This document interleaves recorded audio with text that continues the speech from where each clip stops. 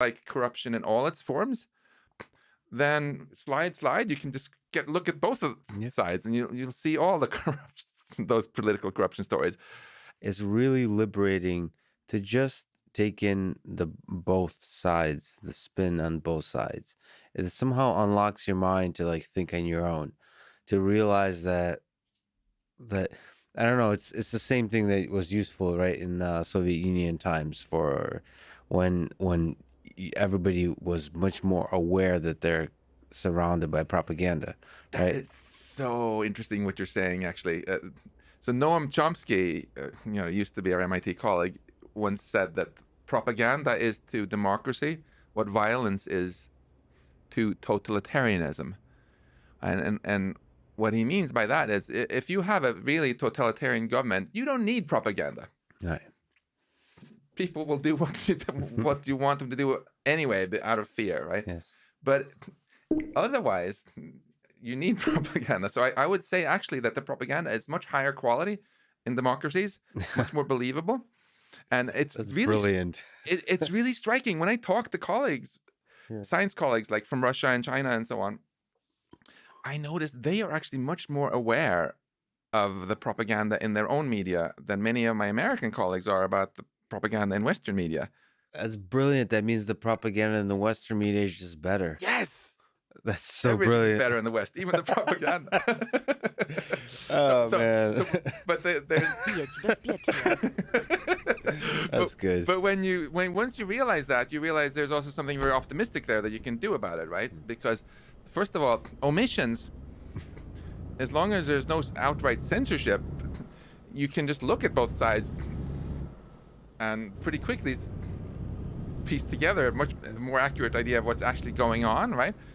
And develop a natural skepticism too. Yeah. Just an analytical, scientific mind about the way you take in the information. Yeah, and I think I have to say sometimes I feel that some of us in the academic bubble are too arrogant about this and somehow think, oh, it's just people who aren't as educated the Dutch are fooled. Yeah. When we are often just as gullible also, Yes. we read only our media and don't see through things. Anyone who looks at both sides like this and compares a little will immediately start noticing the shenanigans being pulled. And I think what I try to do with this app is that the big tech has to some extent tried to blame the individual for being manipulated, much like big tobacco tried to blame the individuals entirely for smoking. And then later on, our government stepped up and said, actually, you can't just blame little kids for starting to smoke. We have to have more responsible advertising and this and that. I think it's a bit the same here. It's very convenient for big tech to blame. So it's just people who are so dumb and get fooled. The blame usually comes in saying, oh, it's just human psychology. People just want to hear what they already believe. But Professor David Rand at MIT actually partly debunked that with a really nice study showing that people tend to be interested in hearing things that go against what they believe if it's presented in a respectful way. Like, suppose, for example, that you have a company and you're just about to launch this project and you're convinced it's going to work, and someone says, Lex, I hate to tell you this, but this is going to fail, and here's why. Would you be like, shut up, I don't want to hear it? La la la la la la la la. Yeah. Would you? You would be interested, right? Yes.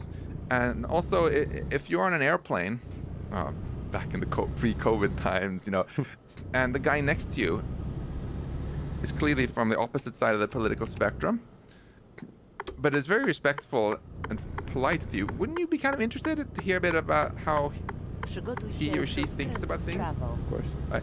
But it's not so easy to find out respectful disagreement now, because, like, for example, if you are a Democrat and you're like, oh, I want to see something on the other side, so you just go Breitbart.com, and then after the first 10 seconds you feel deeply insulted by something, and it's not going to work. Or if you take someone who votes Republican and they go to something on the left, and they just get very offended very quickly by them having put a deliberately ugly picture of Donald Trump on the front page or something. It doesn't really work. So this news aggregator also has this nuance slider, which you can pull to the right, and then to make it easier to get exposed to actually more sort of academic style or more respectful That's brilliant. Yeah. portrayals of different views. And finally, the one kind of bias I think people are mostly aware of is the left-right, right? Because it's so obvious, because both left and right are very powerful here, right? Both of them have well-funded TV stations and newspapers, and it's kind of hard to miss.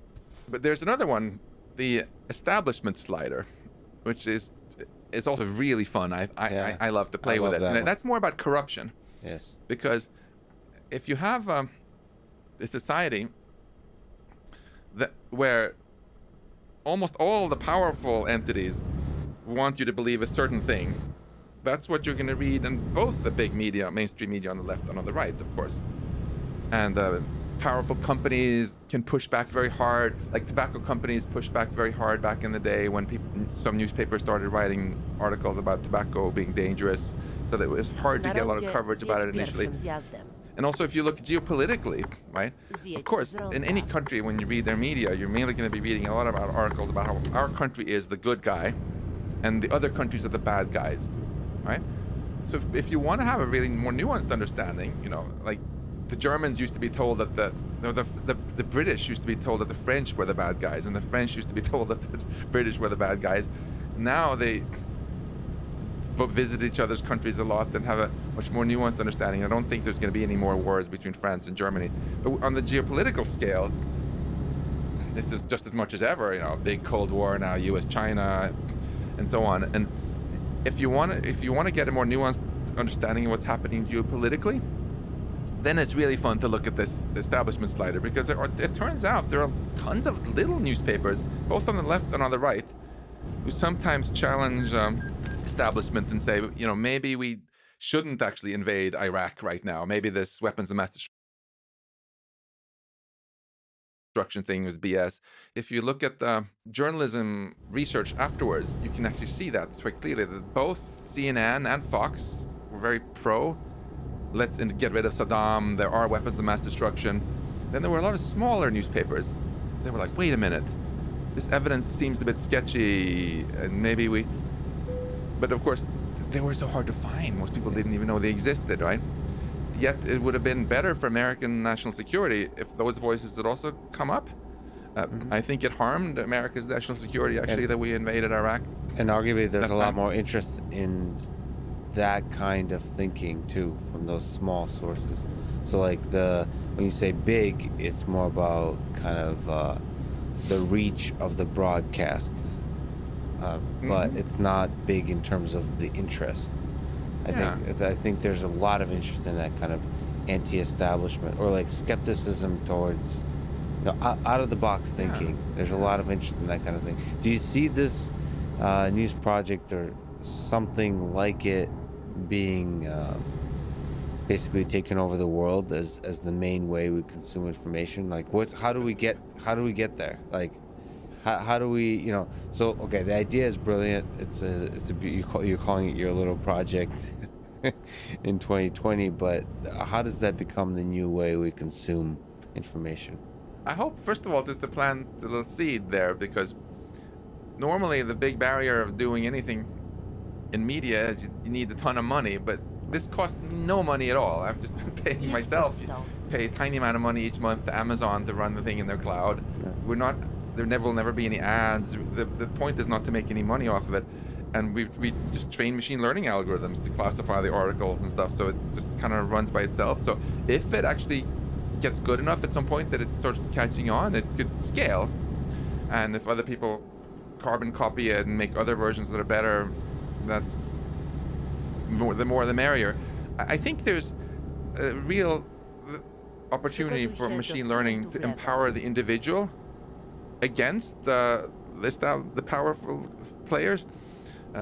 It's, as I said in the beginning here, it's been mostly the other way around so far, that the big players have the AI and then they tell people this is the truth, this is how it is. But it can just as well go the other way around. And when the internet was born, actually, a lot of people had this hope that maybe this will be a great thing for democracy, make it easier to find out about things, and maybe machine learning and things like this can actually help again. And I have to say, I think it's more important than ever now, right? Because this is very linked also to the whole future of life, as we discussed earlier, right? We're getting this ever more powerful tech, you know. It's pretty clear if you look on the 1 or 2 generation, 3 generation timescale that there are only 2 ways this can end geopolitically. Yeah. Either it ends great for all of humanity, or it ends terribly for all of us. There's really no in between. We're so stuck in because technology knows no borders, and you can't have people fighting when the weapons just keep getting ever more powerful indefinitely. Eventually, the luck runs out, and right now we have. I love America, but the fact of the matter is, what's good for America is not opposite in the long term to what's good for other countries. It would be if this was some sort of zero-sum game like it was thousands of years ago, when the only way one country could get more resources was to take land from other countries, because that was basically the resource, right? Look at the map of Europe. Some countries kept getting bigger and smaller, endless wars. But then, since 1945, there hasn't been any war in Western Europe, and they all got way richer because of tech. So the optimistic outcome is that the big winner in this century is going to be America and China and Russia and everybody else, because technology just makes us all healthier and wealthier, and we just find some way of keeping the peace on this planet. But I think, unfortunately, there are some pretty powerful forces right now that are pushing in exactly the opposite direction and trying to demonize other countries, which just makes it more likely that this ever more powerful tech we're building is gonna be used in disastrous ways. Yeah, for aggression versus cooperation, that kind of thing. Yeah, even look at just military AI now, right? This 20. It was so awesome to see these dancing robots. I loved it, right?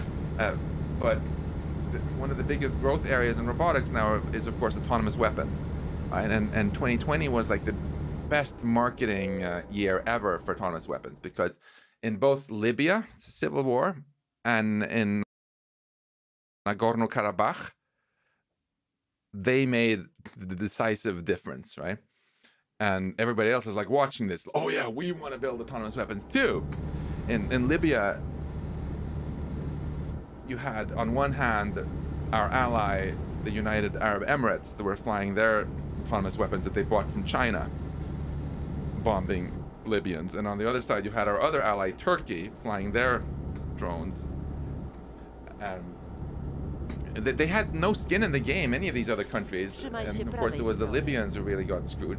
In Nagorno-Karabakh, you had actually, again, so now Turkey is sending drones built by this company that was actually founded by a guy who went to MIT Aeroastro. Do you know that?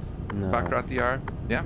So MIT has a direct responsibility for ultimately this, and a lot of civilians were killed there, and so because it was militarily so effective, now suddenly there's like a huge push. Oh yeah, let's go build ever more autonomy into these weapons, and it's gonna be great.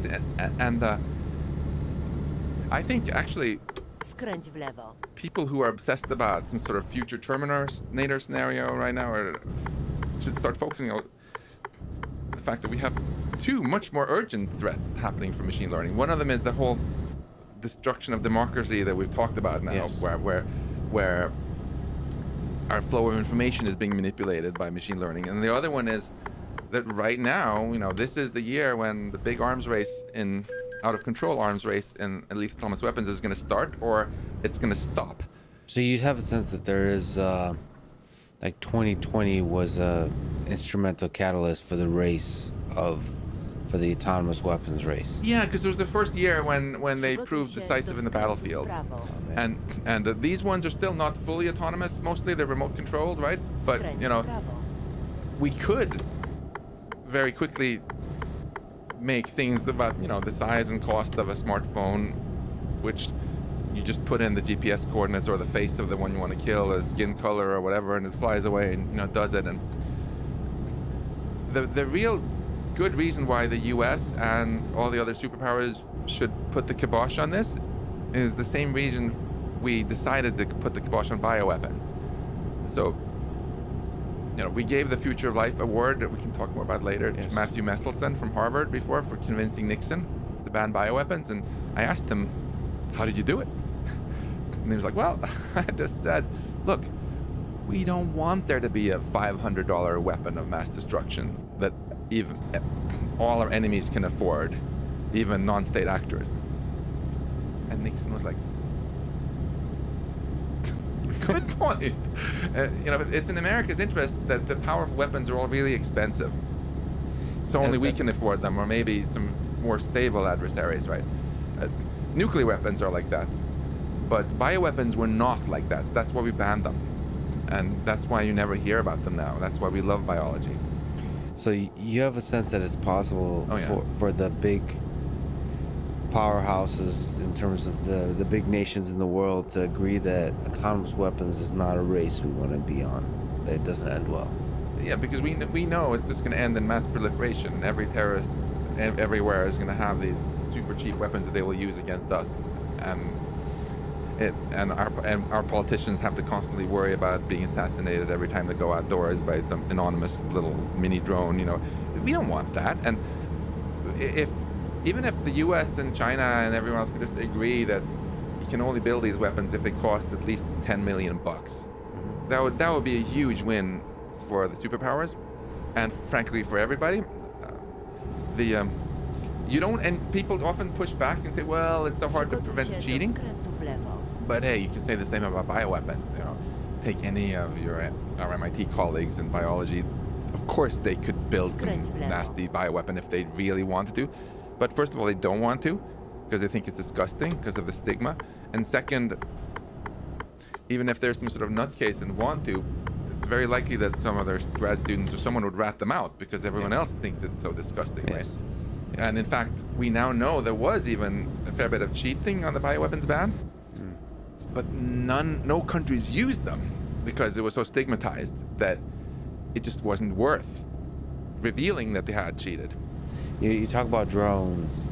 You kind of think that drones is like remote operation. Which they are mostly still. Yes, but you're not taking the next intellectual step of like, where does this go? You're kind of saying the problem with drones is that you're removing yourself from direct violence, therefore you're not able to sort of maintain the common humanity required to make the proper decisions strategically.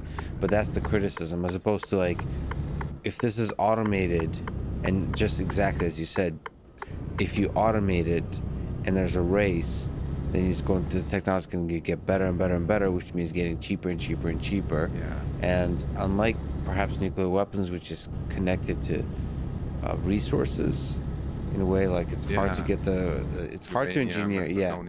It feels like it's there's too much overlap between the tech industry and autonomous weapons to where you could have smartphone type of cheapness. If you look at drones, it's a for $1,000 you can have an incredible system that's able to maintain flight autonomously for you and take pictures and stuff.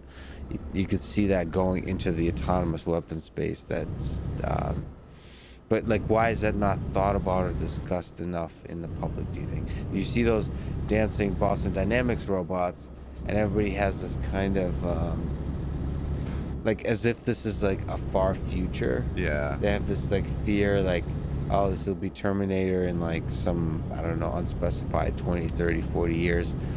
And they don't think about, well, this is like some much less dramatic version of that is actually happening now. It's not gonna be legged, it's not gonna be dancing, but it's already has the capability to use artificial intelligence to kill humans. Yeah. The Boston Dynamics leg robots, I think the reason we imagine them holding guns is just because we've all seen Arnold Schwarzenegger, right? That's our reference point. That's pretty useless. That's not going to be the main military use of them. Yeah. They might be useful in law enforcement in the future, and there's a whole debate about, do you want robots showing up at your house with guns telling you to who'll be perfectly obedient to whatever dictator controls them. Yes. But let's leave that aside for a moment and look at what's actually relevant now. So there's a spectrum of things you can do with AI in the military. And again, to put my card on the table, I'm not a pacifist. I think we should have good defense.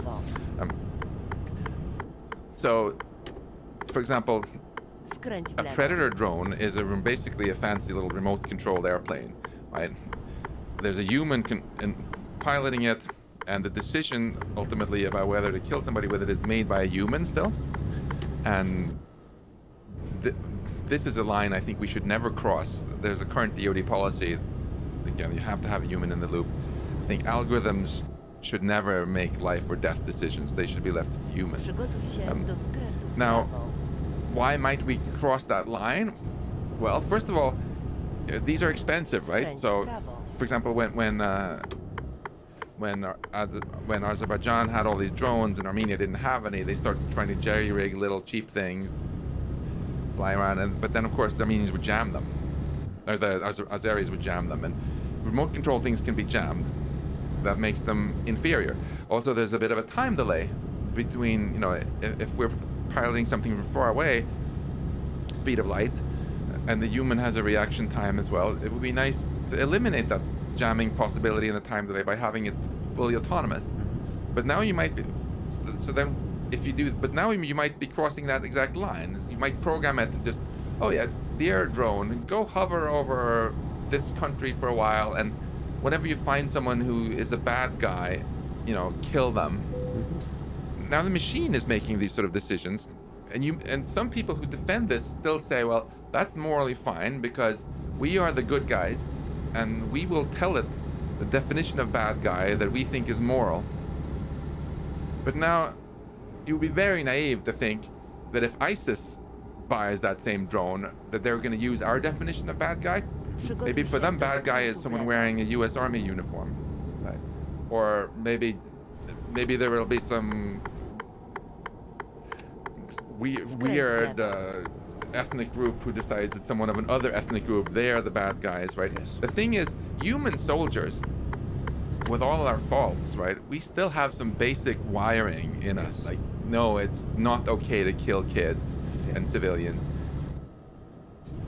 And the Thomas weapon has none of that. It's just going to do whatever is programmed. It's like the perfect Adolf Eichmann on steroids. Like, they told him, Adolf Eichmann, you know, we want you to do this and this and this to make the Holocaust more efficient. And he was like, jawohl.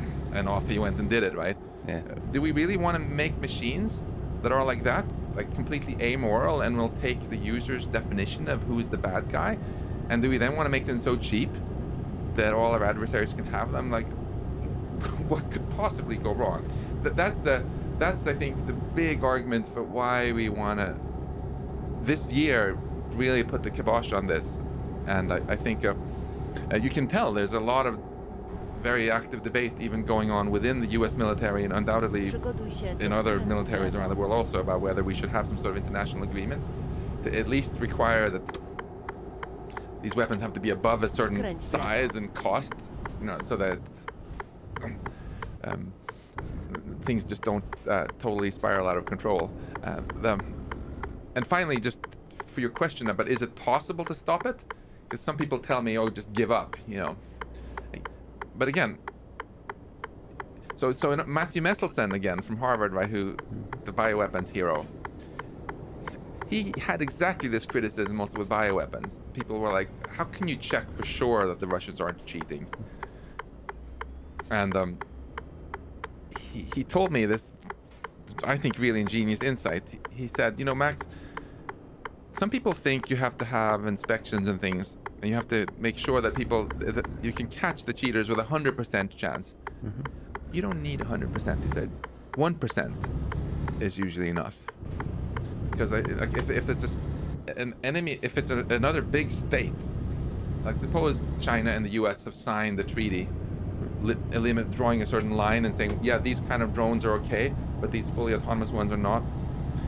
Now suppose you are China and you have cheated and secretly developed some clandestine little thing, or you're thinking about doing it. You know, what's your calculation that you do? Well, you're like, okay, what's the probability that we're going to get caught? Mm-hmm. If the probability is 100%, of course we're not going to do it. But if the probability is 5% that we're going to get caught, then it's going to be like a huge embarrassment for us. Yeah. And we still have our nuclear weapons anyway, so it doesn't really make an enormous difference in terms of deterring the US, you know. And that feeds the stigma that you kind of establish like this fabric, this universal stigma over the thing. Exactly. So it's very reasonable for them to say, well, we probably get away with it, but if we don't, then the U.S. will know we cheated, and then they're going to go full tilt with their program and say, look, the Chinese are cheaters, and now we have all these weapons against us, and that's bad. So the stigma alone is very, very powerful. And again, look what happened with bioweapons, right? It's been 50 years now. When was the last time you read about a bioterrorism attack? The only deaths I really know about with bioweapons that have happened when we Americans managed to kill some of our own with anthrax, the idiot who sent them to Tom Daschle and others in letters, right? And similarly, in Sverdlovsk in the Soviet Union, they had some anthrax in some lab there. Maybe they were cheating or who knows, and it leaked out and killed a bunch of Russians. I'd say that's a pretty good success, right? 50 years, just 2 own goals by the superpowers, and then nothing. And that's why whenever I ask anyone what they think about biology, they think it's great. They associate it with new cures, new diseases, maybe a good vaccine. This is how I want to think about AI in the future. I want others to think about AI too, as a source of all these great solutions to our problems, not as, oh, AI, oh yeah, that's the reason I feel scared going outside these days. Yeah, it's kind of brilliant that the bioweapons and nuclear weapons we've figured out. I mean, of course, there's still a huge source of danger, but we figured out some way of creating rules and social stigma over these weapons that then creates a stability to where whatever that game theoretic stability that occurs. Exactly. And we don't have that with AI. And you're kind of screaming from the top of the mountain about this, that we need to find that, because just like, it's very possible, with Future of Life, as you point out, Institute Awards pointed out that, with nuclear weapons, we could have destroyed ourselves quite a few times. And it's, it's a learning experience that it's very costly. We gave, this Future Life Award, we gave it the first time to this guy, Vasily Arkhipov. He was on, most people haven't even heard of. Yeah, can you say who he is? Vasily Arkhipov, he has, in my opinion, made the greatest positive contribution to humanity of any human in modern history. And maybe it sounds like hyperbole here, like I'm just over the top, but let me tell you the story, and I think maybe you'll agree. So, during the Cuban Missile Crisis, we Americans first didn't know that the Russians had sent 4 submarines, but we caught 2 of them, and we didn't know that so we dropped practice depth charges on the one that he was on, try to force it to the surface. But we didn't know that this nuclear submarine actually was a nuclear submarine with a nuclear torpedo. We also didn't know that they had authorization to launch it without clearance from Moscow. And we also didn't know that they were running out of electricity. Their batteries were almost dead. They were running out of oxygen. Sailors were fainting left and right.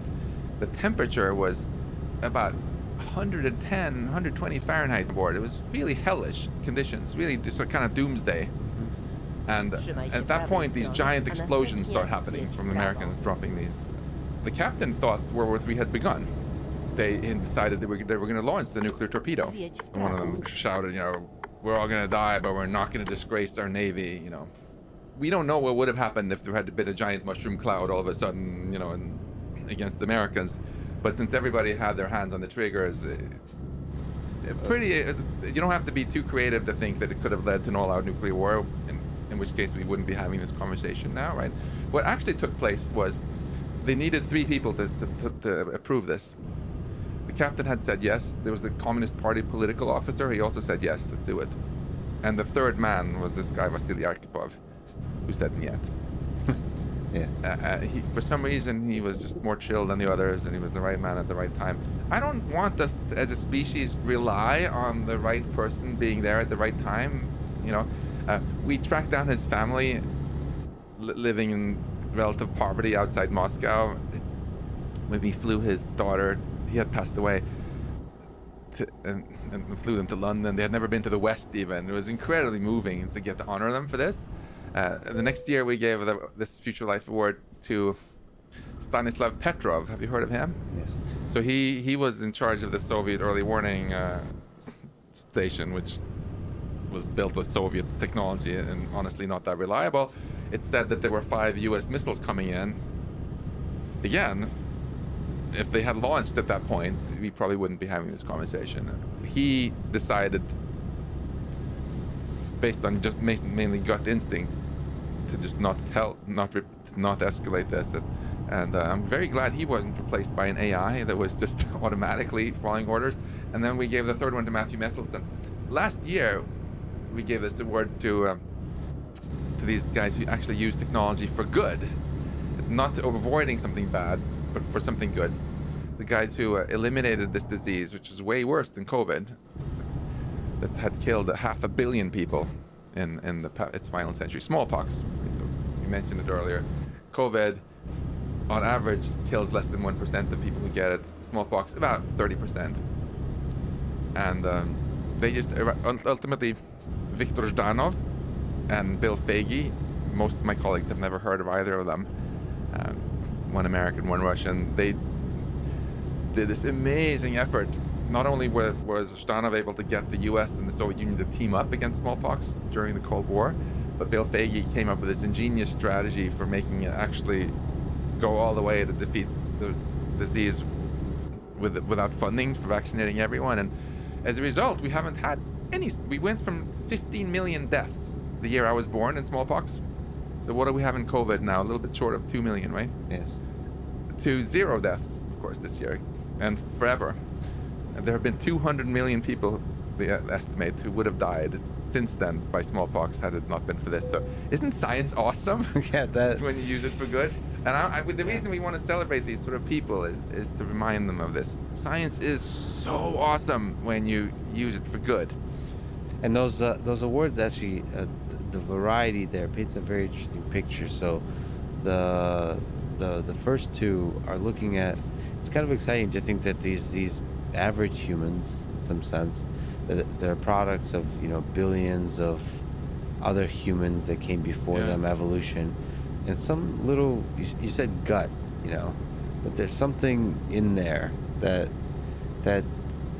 stopped the annihilation of the human race, and that's a magical thing. But that's like this deeply human thing. And then there's the other aspect where that's also very human, which is to build solution to the existential crises that we're facing, like to build it, to take the responsibility, to come up with different technologies and so on. Yeah. And both of those are deeply human. The gut and the mind, whatever that is. Yeah, and the best is when they work together. Arkhipov, I wish I could have met him, of course, but he had passed away. He was really a fantastic military officer, combining all the best traits that we in America admire in our military. Because, first of all, he was very loyal, of course. He never even told anyone about this during his whole life, even though you think he had some bragging rights, right? Yes. But he just was like, this is just business, just doing my job. It only came out later after his death. And second, the reason he did the right thing was not because he was some sort of liberal or some sort of, not because he was just, peace and love. It was partly because he had been the captain on another submarine that had a nuclear reactor meltdown. And it was his heroism that helped contain this. That's why he died of cancer later also. But he'd seen many of his crew members die. And I think for him, that gave him this gut feeling that, if there's a nuclear war between the US and the Soviet Union, the whole world is going to go through what I saw my dear crew members suffer through. It wasn't just an abstract thing for him. I think it was real. And second, though, not just the gut, the mind, right? He was, for some reason, just a very level-headed personality, a very smart guy, which is exactly what we want our best fighter pilots to be also, right? I never forget Neil Armstrong when he's landing on the moon and almost running out of gas. And he doesn't even change, when they say 30 seconds, he doesn't even change the tone of voice, just keeps going. Arkhipov, I think, was just like that. So when the explosions start going off and his captain is screaming and we should nuke them and all, he's like, I don't think the Americans are trying to sink us. I think they're trying to send us a message. That's pretty badass. Yes. Coolness. Because he said, if they wanted to sink us, and he said, listen, it's alternating. One loud explosion on the left, one on the right, one on the left, one on the right. He was the only one who noticed this pattern. And it is like, I think this is them trying to send us a signal that they want us to surface, and they're not going to sink us. And somehow, this is how he then managed it. Ultimately, with his combination of gut and also just cool analytical thinking, was able to de-escalate the whole thing. And yeah, so this is some of the best in humanity. I guess coming back to what we talked about earlier is the combination of the neural network, the instinctive, you know, with Yeah. I'm getting tearing up here, getting Yeah. emotional, but he was just, he is one of my superheroes, having both the heart, you know, and the mind And combined. especially in that time, there's something about I mean, this is a very, in America, people are used to this kind of idea of being the individual, of like on your own thinking. Yeah. I think in the Soviet Union, under communism, it's actually much harder to do that. Oh yeah, he It's- didn't get any accolades either when he came back for this, Yeah. right? They just wanted to hush the whole thing up. Yeah, there's echoes of that with Chernobyl. There's all kinds of that's a really hopeful thing, that amidst big centralized powers, whether it's companies or states, there's still the power of the individual to think on their own, to act. But I think we need to think of people like this not as a panacea we can always Right. count on, but rather as a wake-up call, you know. Yes. So because of them, because of Arkhipov, we are alive to learn from this lesson, to learn from the fact that we shouldn't keep playing Russian roulette and almost have a nuclear war by mistake now and then, because relying on luck is not a good long-term strategy. If you keep playing Russian roulette over and over again, the probability of surviving just drops exponentially with time. Yeah. And if you have some probability of having an accidental nuke war every year, the probability of not having one also drops exponentially. I think we can do better than that. So I think the message is very clear. You know, once in a while, shit happens, and there's a lot of very concrete things we can do to reduce the risk of things like that happening in the first place. On the AI front, if we could just link on that for a Yeah. second. So you're friends with, you often talk with Elon Musk throughout history. You've did a lot of interesting things together. He has a set of fears about the future of artificial intelligence, AGI. Do you have a sense, we've already talked about the things we should be worried about with AI. Do you have a sense of the shape of his fears in particular about AI, which subset of what we've talked about, whether it's creating, you know, it's that direction of creating sort of these giant computational systems that are not explainable, they're not intelligible intelligence, or is it the, and then like as a branch of that, is it the manipulation by big corporations of that, or individual evil people to use that for destruction, or the unintentional consequences? Do you have a sense of where his thinking is on this? From my many conversations with Elon, yeah, I certainly have a model of how he thinks. It's actually very much like the way I think also. I'll elaborate on it a bit. I just want to push back on when you said evil people.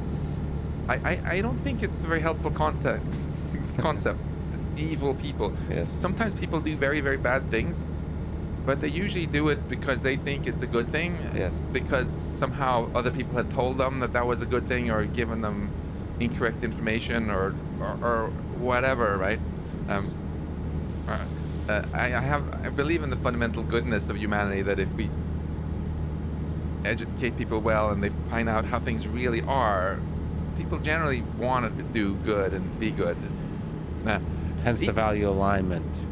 As Yeah. opposed to, it's about information, Yes. about knowledge, and then once we have that, we'll likely be able to do good in a way that's aligned with everybody else who thinks. Yeah, and it's not just the individual people we have to align. So we don't just want people to be educated to know the way things actually are and treat each other well, but we also would need to align other non-human entities. We talked about corporations. There has to be institutions so that what they do is actually good for the country they're in, and we should make sure that what countries do is actually good for the species as a whole, etc. Coming back to Elon, yeah, my understanding of how Elon sees this is really quite similar to my own, which is one of the reasons I like him so much and enjoy talking with him so much. I feel he's quite different from most people in that he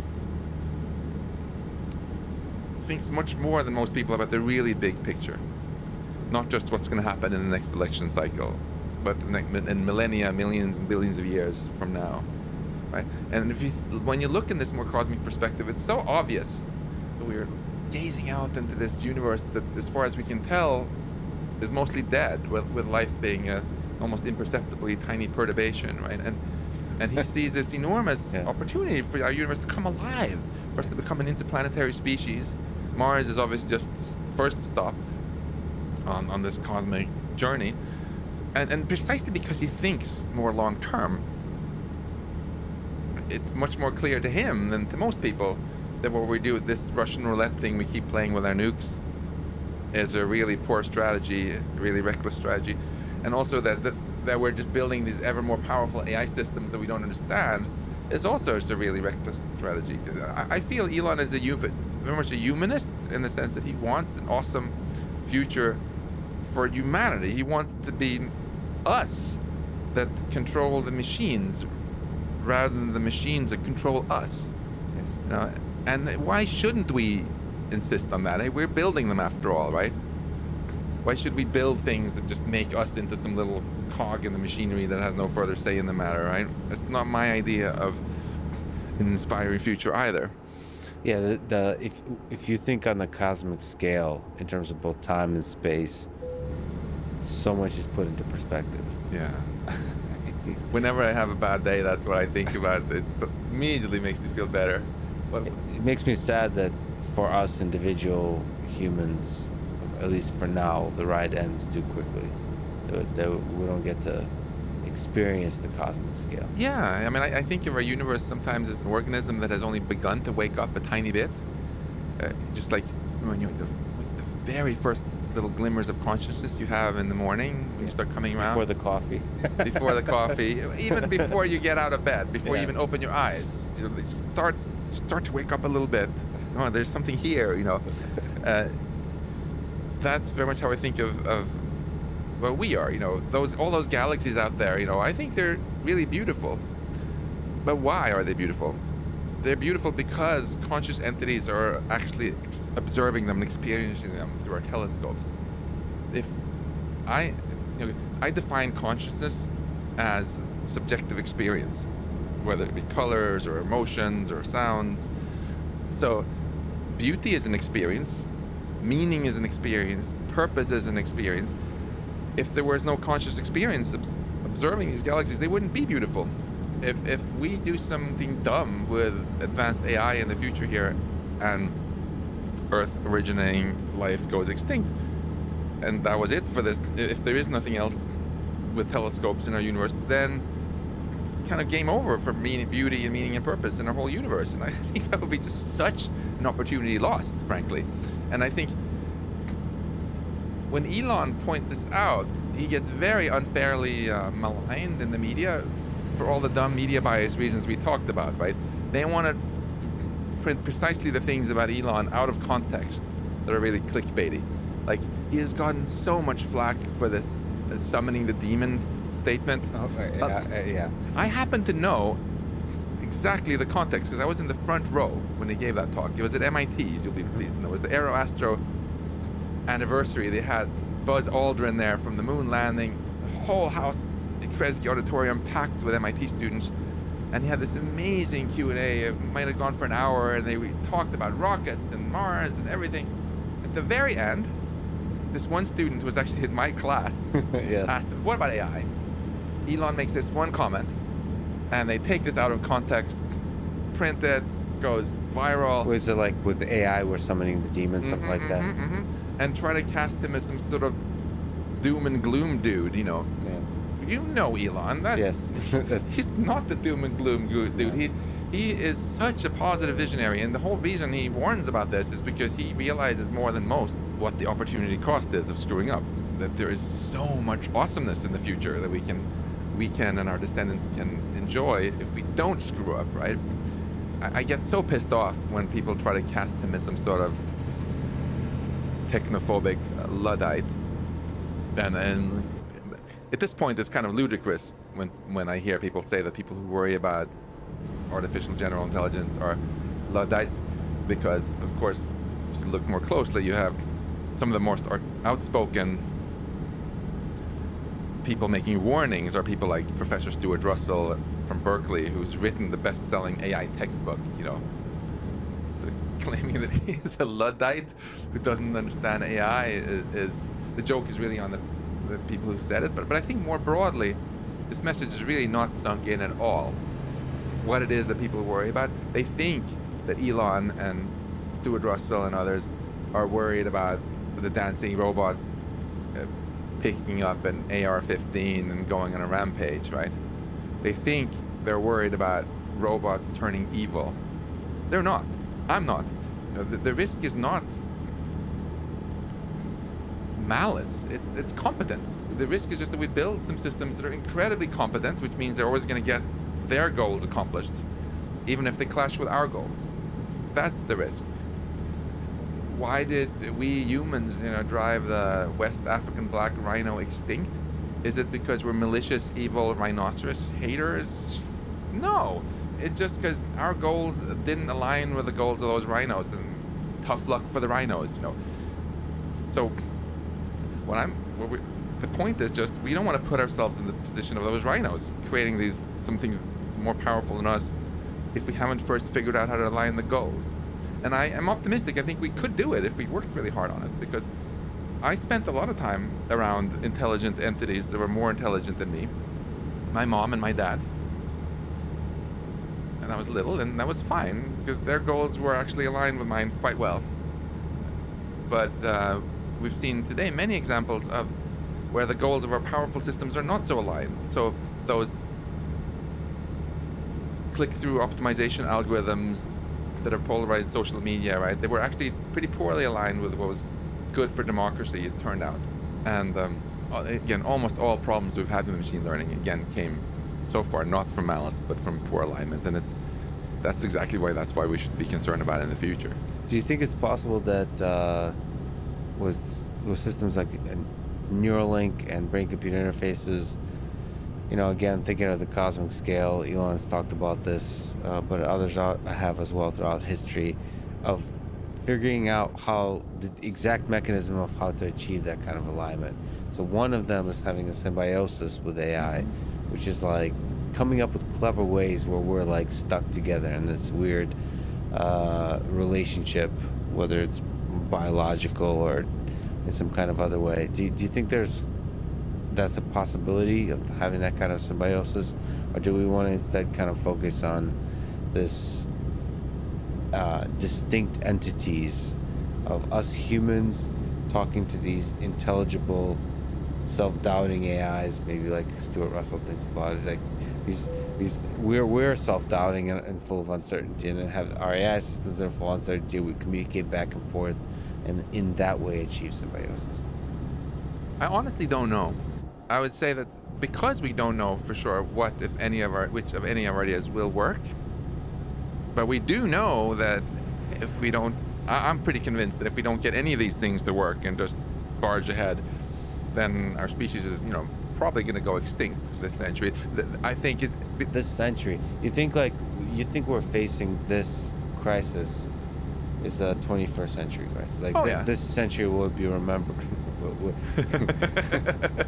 On a hard drive somewhere. On a hard drive somewhere, or maybe by future generations, as like there will be future Life Institute awards for people that have done something about AI. It could also end even worse, where we're not superseded by leaving any AI behind either. We just totally wipe out, you know, like on Easter Island. Our century is long. You know, there are still 79 years left of it. Right? Think about how far we've come just in the last 30 years. So we can talk more about what might go wrong, but you asked me this really good question about what's the best strategy. Is it Neuralink or Russell's approach or whatever? I think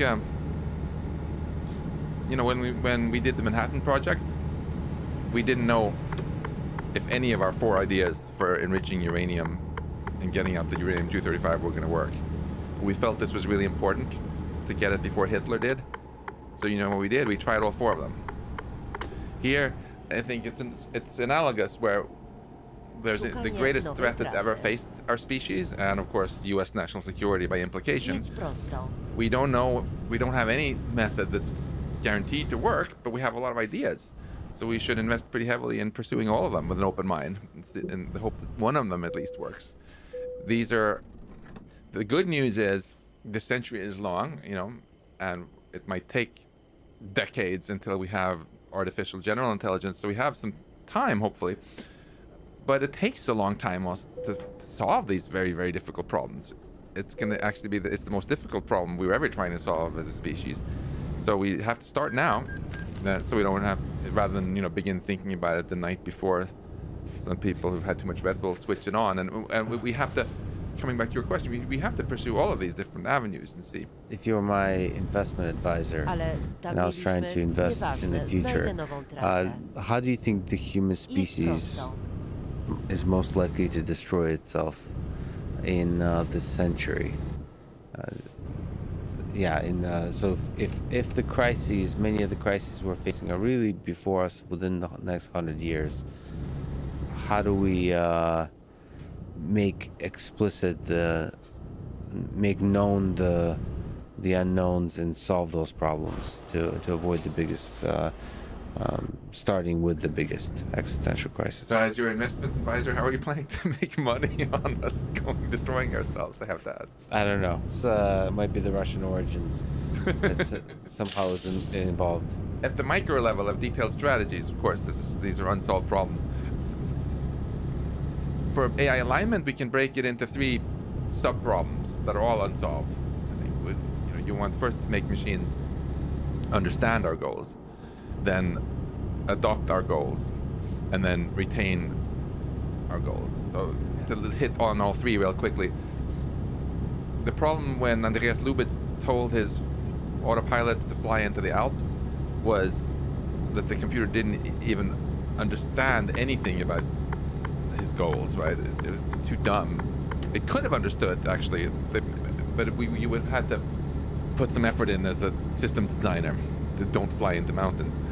So that's the first challenge. How do you program into computers human values, human goals? We can start, rather than saying, oh, it's so hard, we should start with the simple stuff, as I said. Or self-driving cars, airplanes, just put in all the goals that we all agree on already, and then have a habit of whenever machines get smarter so they can understand one level higher goals, you know, put them into. The second challenge is getting them to adopt the goals. It's easy for situations like that where you just program it in, but when you have self-learning systems like children, you know, any parent knows that there's a difference between getting our kids to understand what we want them to do and to actually adopt our goals, right? With humans, with children, fortunately, they go through this phase. First, they're too dumb to understand what we want, our goals are, and then they have this period of some years when they're both smart enough to understand them and malleable enough that we have a chance to raise them well. And then they become teenagers, and it's kind of too late. But we have this window. With machines, the challenge is the intelligence might grow so fast that window is pretty short. So that's a research problem. The third one is, how do you make sure they keep the goals if they keep learning more and getting smarter? Many sci-fi movies are about how you have something which initially was aligned, but then things kind of go off keel. And you know, my kids were very, very excited about their Legos when they were little. Now they're just gathering dust in the basement. You know, if we create machines that are really on board with the goal of taking care of humanity, we don't want them to get as bored with us and as my kids got with Legos. So this is another research challenge. How can you make some sort of recursively self-improving system retain certain basic goals? That said, a lot of adult people still play with Legos, so maybe we succeeded with the Legos. Maybe. I like your optimism. But so not all AI systems have to maintain the goals, right? Just some fraction. Yeah. There's a lot of talented AI researchers now who have heard of this and want to work on it. Not so much funding for it yet. Uh, of the billions that go into building AI more powerful, it's only a minuscule fraction so far going into the safety research.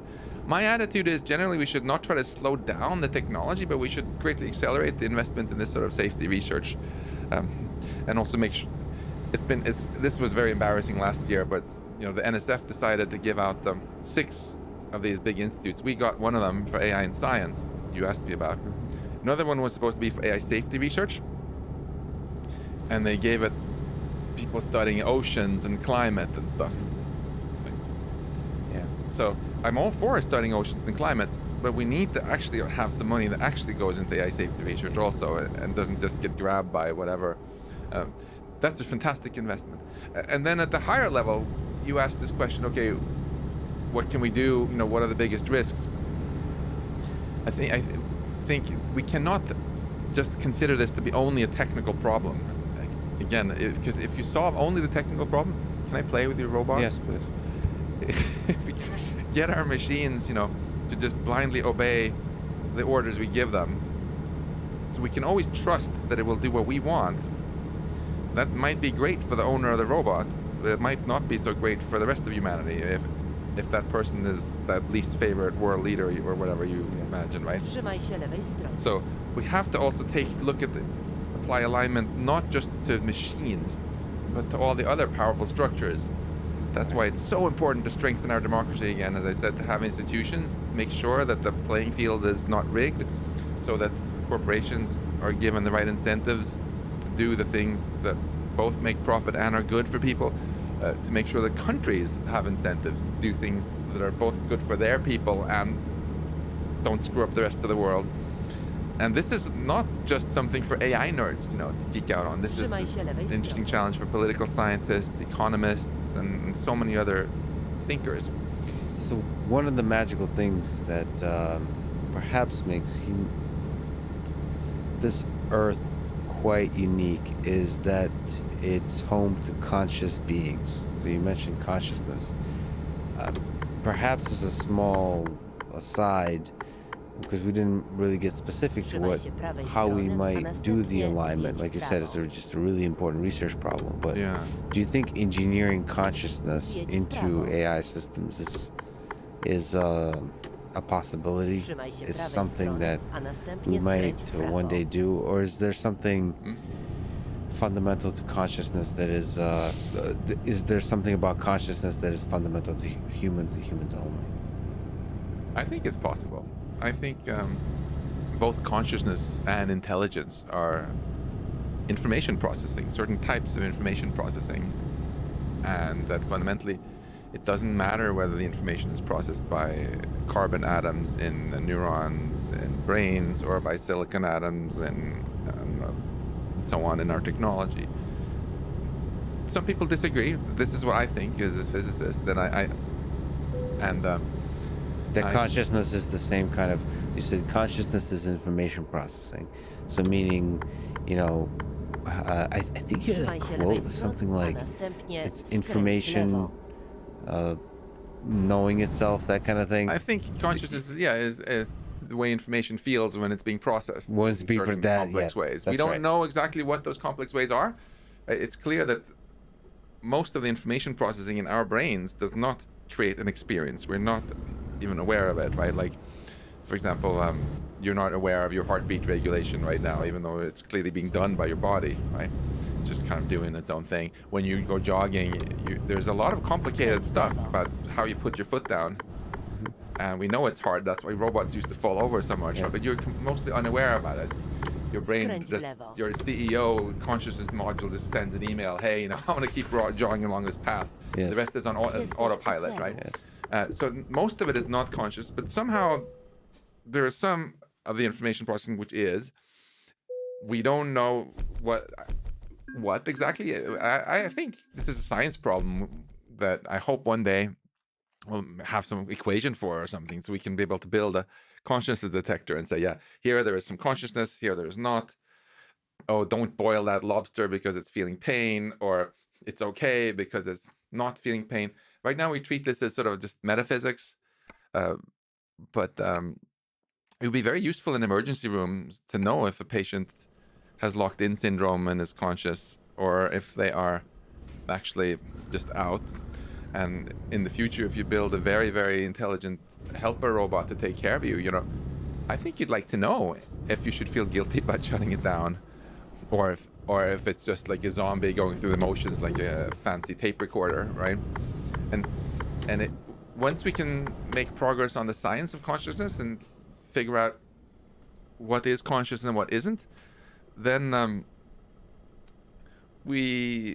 assuming we want to create positive experiences and not suffering, we'll probably choose to build some machines that are deliberately unconscious, that do incredibly boring, repetitive jobs in a iron mine somewhere or whatever. And maybe we'll choose to create helper robots for the elderly that are conscious, so that people don't just feel creeped out that the robot is just faking it. When it acts like it's sad or happy. I like how you said elderly. I think everybody gets pretty deeply lonely in this world. Yeah. And so there's a place, I think, for everybody to have a connection with conscious beings, whether they're human or otherwise. But I know for sure that I would, if I had a robot, if I was going to develop any kind of personal emotional connection with it, I would be very creeped out if I knew at an intellectual level that the whole thing was just a fraud. Today you can buy little talking doll for a kid, which will say things, and the little child will often think that this is actually conscious. Yes. And even real secrets to it that then go on the internet and with all sorts of creepy repercussions. I would not want to be just hacked and tricked like this. If I was going to be developing real emotional connections with a robot, I would want to know that this is actually real. It's acting conscious, acting happy because it actually feels it. And I think this is not sci-fi. I think it's possible to measure, to come up with tools and after we understand the science of consciousness. Yeah. You're saying we'll be able to come up with tools that can measure consciousness and definitively say, like, this thing is experiencing the things it says it's experiencing. Kind of by definition, if it is a physical phenomena, information processing, and we know that some information processing is conscious and some isn't, well, then there is something there to be discovered with the methods of science. Giulio Tononi has stuck his neck out the farthest and written down some equations for a theory. Maybe that's right, maybe it's wrong. We certainly don't know. But I applaud that kind of efforts to sort of take this, say this is not just something that philosophers can have